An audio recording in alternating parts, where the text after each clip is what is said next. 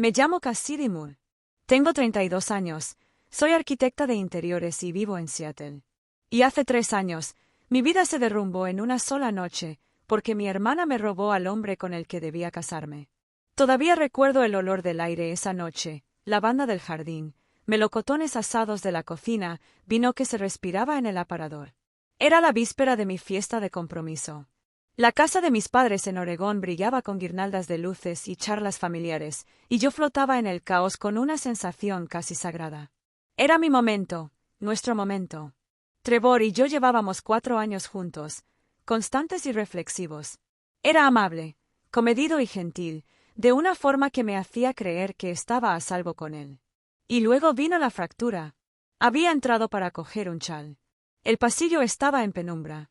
La casa se había quedado en silencio, en esa suave calma que precede al atardecer. Fue entonces cuando los oí. 2 voces, bajas, demasiado cerca. Una risa, sin aliento. Me volví hacia el estudio, descalzo sobre la madera, sin saber por qué mi estómago se retorcía tan violentamente. Allí estaban, mi prometido, Trevor, y mi hermana Clara. Su mano descansaba sobre su cintura. Los dedos de ella rozaron su nuca. Susurraban algo que no podía oír, pero sus rostros estaban a centímetros de distancia, tan familiares, tan cargados que me dejaron sin aliento. Al principio no me notaron. Me quedé allí paralizada, viéndolos apoyarse el uno en el otro, como si yo no hubiera existido, como si no hubiera sido yo quien construyera una vida con él, como si no hubiera confiado en ambos. Cuando por fin me vieron, ninguno dijo una palabra. La habitación estaba en silencio, sin gritos ni disculpas, solo silencio, y el sonido de algo dentro de mí derrumbándose. Esa fue la noche en que todo cambió.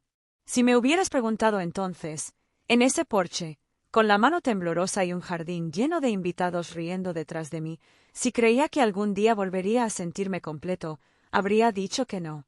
Pero aquí estoy, 3 años después. Y cuando entré a la cena familiar con el hombre con el que me casé, y vi a Clara congelarse al verlo, fue entonces cuando supe que algunas cosas no necesitan decirse en voz alta para ser escuchadas. Una semana antes de la fiesta de compromiso, la vida parecía casi cinematográfica. Había volado desde Seattle a la casa de mis padres en Eugene, Oregón, la casa en la que crecí, el porche delantero crujiente, la yedra enroscándose en las canaletas, el sonido de mi madre tarareando mientras cocinaba, me envolvía como una colcha vieja. No era perfecto, pero era familiar y cálido. Clara ya estaba allí, por supuesto.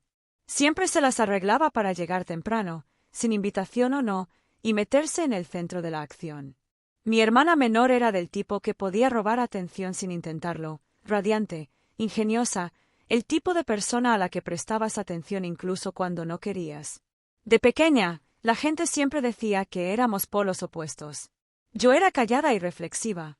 Ella era ruidosa y electrizante. Solía pensar que eso hacía que nos equilibráramos mutuamente. Ya no lo creo. En aquellos primeros días, Clara fue sorprendentemente servicial. Habló con la florista, me envió por mensaje de texto paletas de colores e incluso fue corriendo a buscar el whisky favorito de Trevor. Recuerdo haberle dicho a mi mamá, es agradable tenerla aquí. Y mi mamá, sonriendo demasiado rápido, dijo, ella simplemente está emocionada por ti. En ese momento quise creerlo. Hubo momentos, sin embargo, sutiles y extraños. La forma en que la mano de Clara se detuvo en el brazo de Trevor cuando ella se rió. Las bromas internas en las que no participé. La mirada que le dirigió desde el otro lado de la mesa me puso la piel de gallina. Lo capté todo. Esas traiciones microscópicas, pero las tragué, convenciéndome de que estaba siendo paranoico. Clara siempre había sido coqueta. Trevor simplemente se sentía cómodo con mi familia. Eso es el amor, ¿verdad? Confiar incluso cuando tu instinto te lo ruega. La noche de la fiesta llegó rápidamente. Amigos y familiares acudieron a nuestro patio trasero para beber vino bajo los manzanos. La música resonaba desde el altavoz Bluetooth que Clara insistió que usáramos. Llevaba un vestido verde pálido que Trevor dijo una vez que resaltaba mis ojos. Parecía guapo, incluso nervioso, como si esto significara algo real para él. Y aún así, no podía quitarme esa sensación. A mitad de la noche, mientras ayudaba a mí Mamá preparó platos de postre extra. Me di cuenta de que había dejado mi chal dentro. La temperatura había bajado lo justo para ponerme la piel de gallina, así que regresé a la cocina y salí al silencioso pasillo. Fue entonces cuando oí las voces bajas, un murmullo, una risa entrecortada. La risa de Clara. Me giré hacia el estudio, y allí estaban, Trevor, demasiado cerca, las manos de Clara en su pelo, sus cuerpos inclinados como imanes atraídos desde polos opuestos. El tiempo no se detuvo. Se detuvo. No podía moverme, no podía hablar. Estaba viendo algo para lo que no tenía lenguaje, un mundo privado que se desplegaba y que nunca debí presenciar. No me vieron de inmediato. Y en esos segundos de invisibilidad, sentí que todo, cada mentira, cada desdén, cada advertencia silenciosa que había ignorado, encajaba como un rompecabezas cruel y perfecto. Cuando Trevor finalmente se giró y me vio, su rostro se contorsionó en una mezcla de culpa y miedo. Clara simplemente parpadeó. No hubo jadeo ni disculpa, solo silencio. Retrocedí lentamente. Mis pasos no resonaban. Incluso el suelo parecía compadecerse de mí. Afuera, la fiesta continuaba, risas, música, copas de champán tintineando. Nadie sabía que acababa de perder mi futuro. No me quedé a despedirme. Recogí mis cosas antes del amanecer, dejé una nota en la encimera de la cocina que simplemente decía, necesito tiempo, y salí a la mañana gris sin despertar a nadie. De vuelta en Seattle, mi apartamento parecía diferente, más pequeño, de alguna manera más solitario. Las paredes resonaban como nunca antes. Bajé las fotos del compromiso, las metí en una caja de zapatos y las enterré debajo de los abrigos de invierno en el armario. Borré todos los mensajes guardados, bloqueé el número de Trevor y silencié el nombre de Clara dondequiera que apareciera. Pero había cosas que no podía borrar, como el olor de su champú aún presente en una sudadera o el sonido de la risa de Clara, ahora más nítida que el cristal, en mi memoria. No le conté a nadie lo sucedido, ni a mis compañeros, ni al barista que había memorizado mi nombre y mi pedido. Simplemente me dediqué por completo al trabajo, largas jornadas en el estudio de arquitectura, noches enteras reescribiendo bocetos que nadie me había pedido. El agotamiento se convirtió en un escudo. Si estaba lo suficientemente cansado, no tendría que pensar, no tendría que sentir. Pasaron las semanas, luego los meses. Un viernes por la noche, casi 6 meses después de que todo se derrumbara, recibí una invitación a la inauguración de una galería en el centro, un artista local que recordaba vagamente de una antigua conexión universitaria. Estuve a punto de no ir, pero algo dentro de mí, la terquedad, quizá el orgullo, se negaba a dejar que mi vida se redujera aún más. Ahí fue donde lo volví a ver, Damian Carter. Era más alto de lo que recordaba, con una elegancia tranquila en su forma de pararse, las manos en los bolsillos y los hombros relajados como si nada pudiera perturbarlo. Había estado en mi fiesta de compromiso una vez, un viejo amigo de Trevor de la universidad. Clara solía hablar de él de pasada, siempre con esa admiración performativa. La reservaba para los hombres que quería, pero no conseguía impresionar del todo. Me reconoció antes de que pudiera desaparecer en un rincón. «Cassidy Moore», dijo sonriendo mientras se acercaba. «Casi no me creí que fueras tú». «Yo tampoco». Me sentí incómoda, como si acabara de ponerme en la piel de alguien en quien ya no encajaba del todo. «Ha pasado mucho tiempo», logré decir. Hablamos de arte, de la ciudad, de lo absurda que era la selección de vinos. No me preguntó nada del pasado, ni de Trevor ni de Clara. Solo me preguntó en qué había estado trabajando, qué cafetería me gustaba más, si todavía dibujaba a mano o si me había pasado completamente a la era digital. Hizo espacio sin exigirlo. Esa noche volví a casa más liviano que en meses. No se convirtió en un romance frenético. Se convirtió en algo más tranquilo, más lento. Nos volvimos a encontrar la semana siguiente, y luego otra vez en un parque un domingo lluvioso. Y antes de darme cuenta, el mundo por el que había estado caminando de puntillas había cambiado.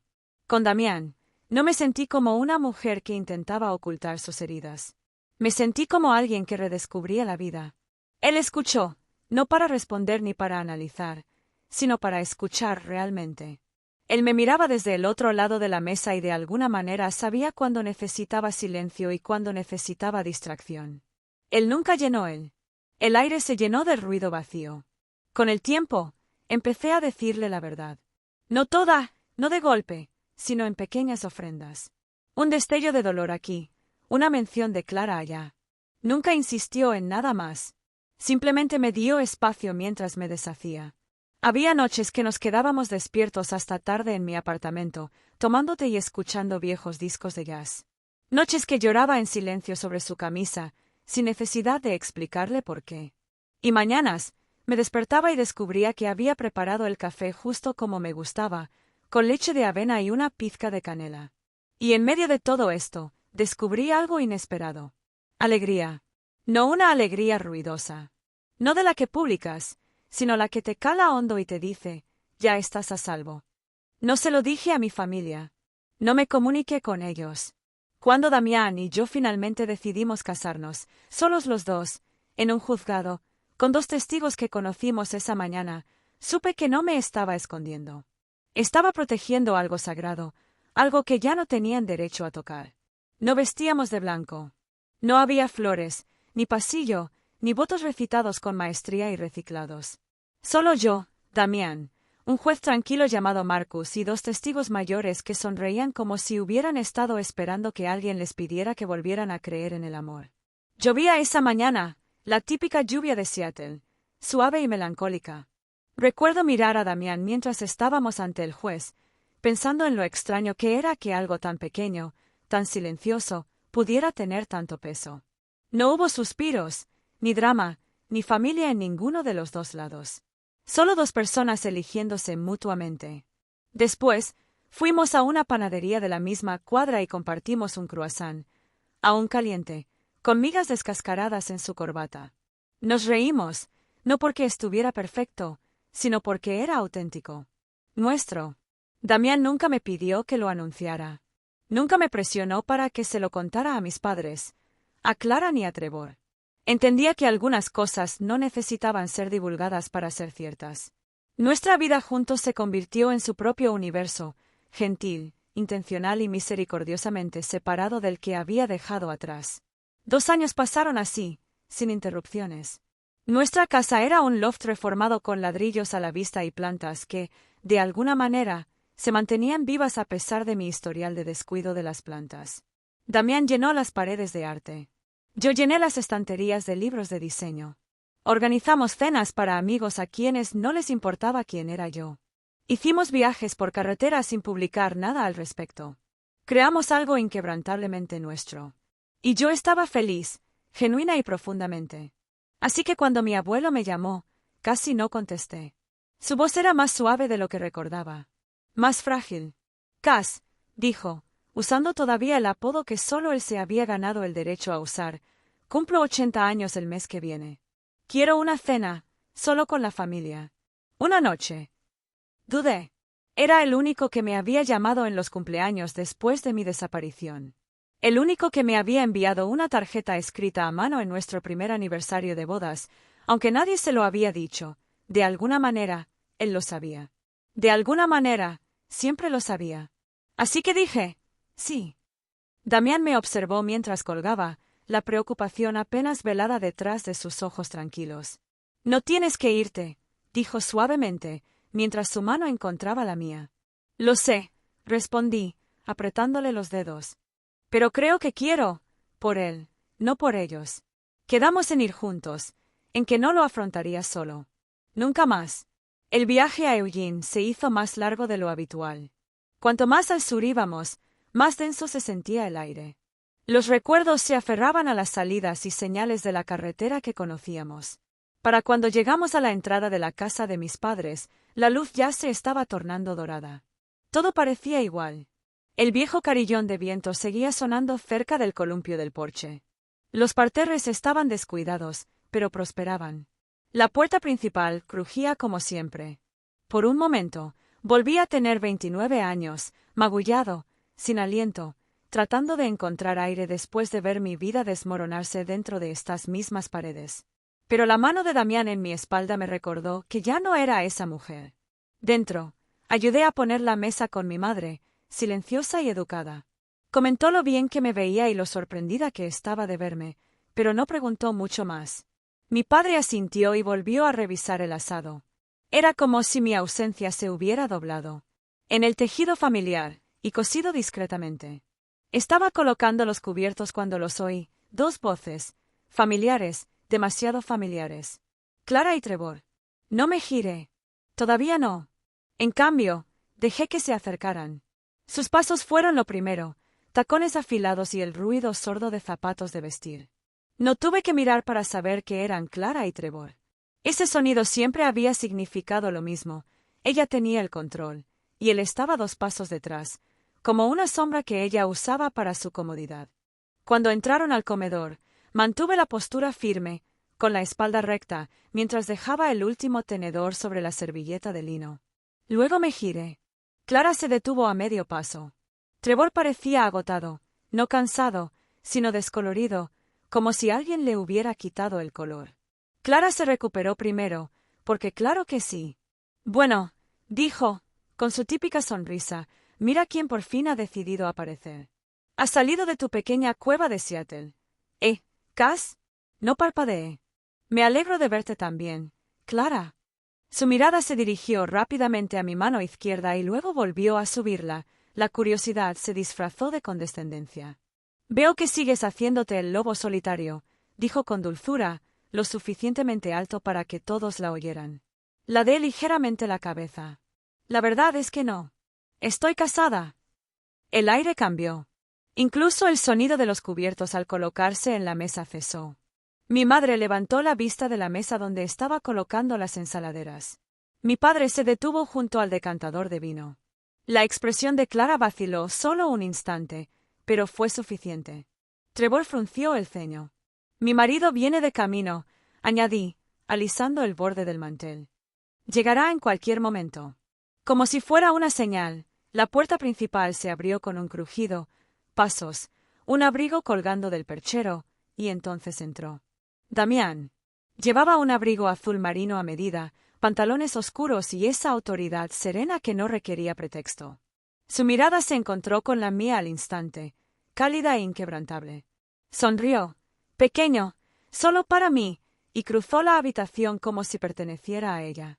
Perdón por llegar tarde, murmuró, besándome la sien mientras me rodeaba la cintura con el brazo. Había mucho tráfico. Miré por encima de su hombro justo a tiempo de ver a Clara con la boca ligeramente abierta. Trevor, mientras tanto, se había quedado completamente inmóvil. Nos sentamos. Damián se sentó a mi lado, con su mano apoyada ligeramente sobre la mía en la mesa. La cena empezó como cualquier otra. Primero ensalada, luego pollo asado con romero y panecillos que mi abuelo insistía que venían de la misma panadería desde 1982. Mi madre le hacía preguntas educadas a Damián, su trabajo, su familia, donde vivíamos ahora. Mi padre asentía casi siempre, interviniendo cuando la conversación decaía. Pero Clara no dijo nada. Tampoco comió mucho. Se movía la comida en el plato como un niño que retrasa la hora de dormir. Trevor apenas levantó la vista. La tensión no era intensa.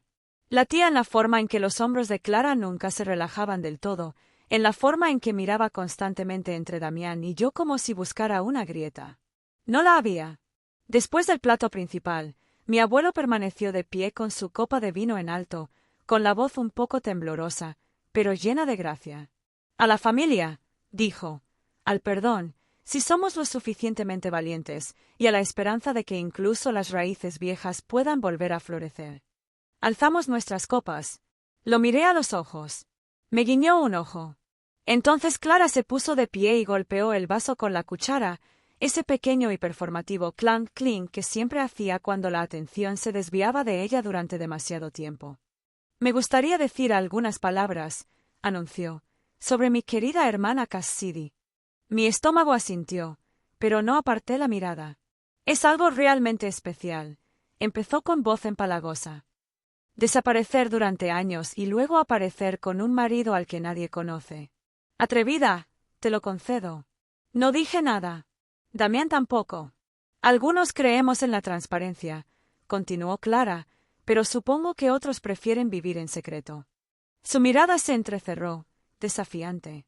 Entonces la silla de Trevor raspó contra el suelo. Ya basta, Clara, dijo en voz baja pero con firmeza. Clara se volvió hacia él, aturdida. Disculpe. Trevor negó con la cabeza. No tienes que hacer esto. ¿Hacer qué? Espetó. Denunciar que apareció de la nada, fingiendo que ya había dicho basta. Su voz cortó su frase como si fuera un cristal. Se miraron fijamente. Lo que una vez hubo entre ellos ya no estaba, solo esperaban y lamentaban. Clara se burló, agarró su copa de vino y salió furiosa por la puerta del patio hacia el jardín. Trevor la siguió con expresión vacía. No regresaron. Tomé un sorbo de vino y me dejé respirar. La noche terminó tranquilamente. Damián ayudó a mi abuelo a volver a su sillón mientras yo recogía los platos de la mesa.